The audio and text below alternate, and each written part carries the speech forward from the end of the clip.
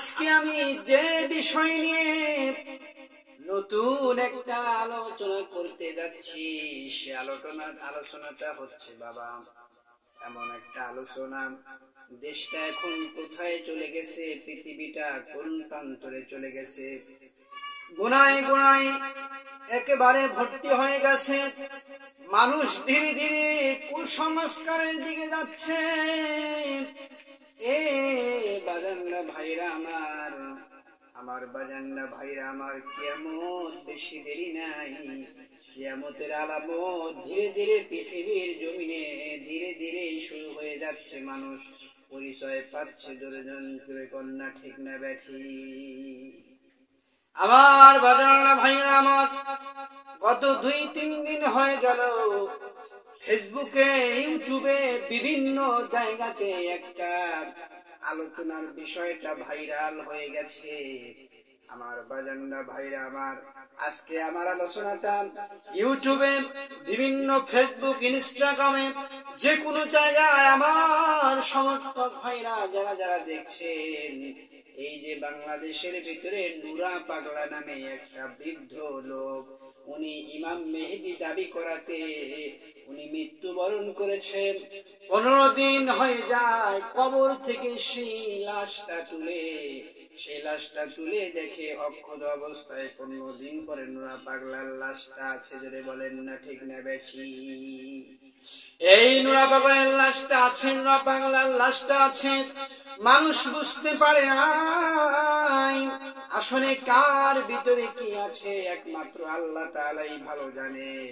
আমার বাজানরা ভাইরা আমার, ওনার লাশটা বিরোধী দলীয় কিছু লোকরা সহ্য করতে না পেরে ওনার লাশটা তুলে আবার নতুন করে পুড়িয়ে ছাই ছাই করে ফেলেছে। জোরে বলেন না নাউযুবিল্লাহ।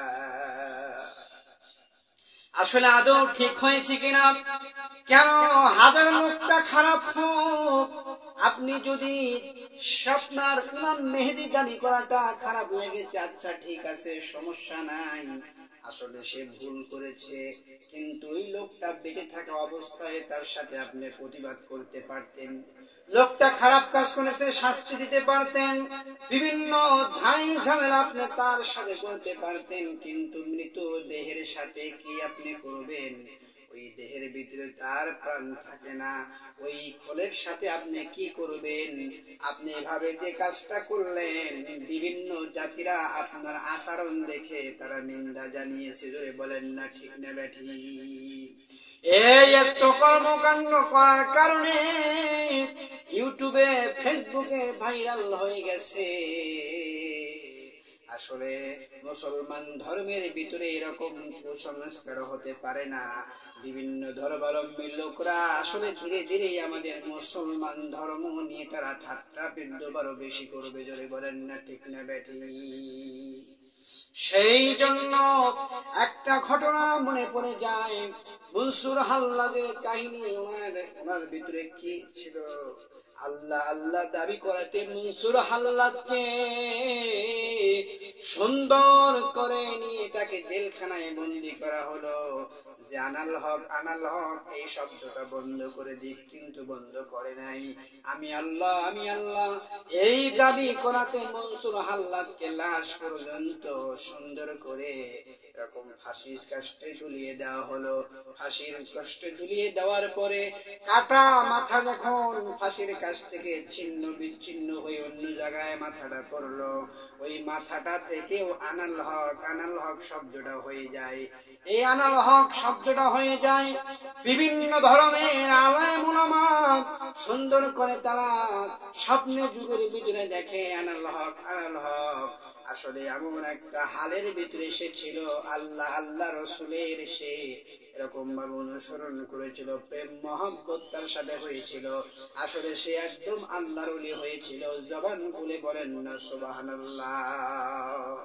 সে একজন আল্লাহর ওলি হয়েছিল।